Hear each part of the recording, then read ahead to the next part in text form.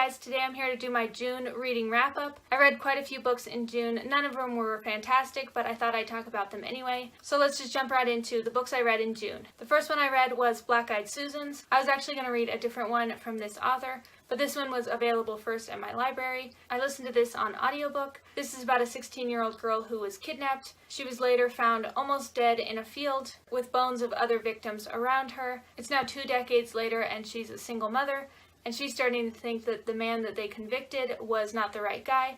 This one was really enjoyable. I did feel like it went on too long, but that might have just been me. I was suspecting like everyone in town and I was pretty much wrong every time. It was a great thriller and I highly recommend checking this out if you like those kind of books. And I gave this 3.5 stars. Next, I read Hell or High Water from Peter Heller. If you're new to my channel, you probably don't know that I really love all of Peter Heller's books. I got to meet him a couple years ago and listen to him talk about his books, so I was really eager to pick up another book by him. This is a nonfiction about him going to Tibet, and it's him kayaking on this river. I actually remember him talking about this at the little speech that he did, so I knew a lot of the things that were already going to happen in it.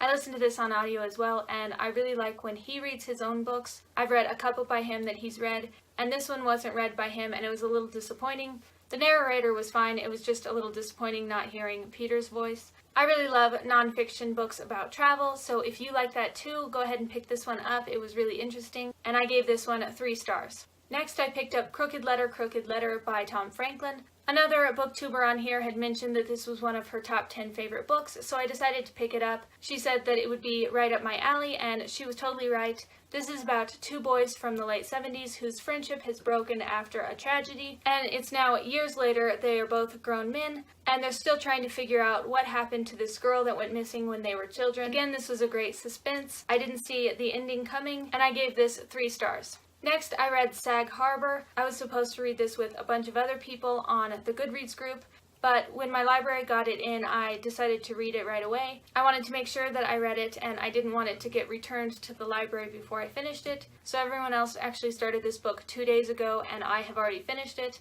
But I'm really glad that I read it. It was really different from what I normally read. This is about a young African-American boy who every summer in the 80s goes to Stag Harbor for vacation. I really loved hearing the perspective of Benji, the main character. It was really refreshing to hear this kind of story because I don't normally read about these kind of things. But I'm really glad that I read it. I'm sorry I couldn't read it with everyone else. And I gave this 3 stars. Next, I read The Silent Companions. If you follow me on Instagram, you'll see this book in a couple pictures because it took me forever to get through.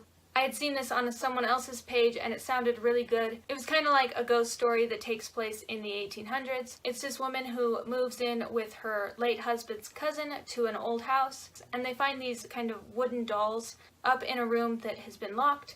We do a lot of flashbacks and flash forwards, and it got extremely confusing to know where I was in the book. We kept flashing back to the 1600s when they first bought these wooden things, and then back to the 1800s to what was going on now, and then we flashed to the asylum where the main character was now. So you knew that something bad was going to happen because she was going to end up in an asylum, but it got really confusing from the 1600s and the 1800s.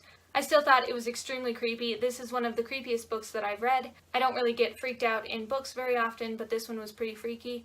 This would be a perfect book to read kind of in the fall and winter time. I read it in like the middle of summer.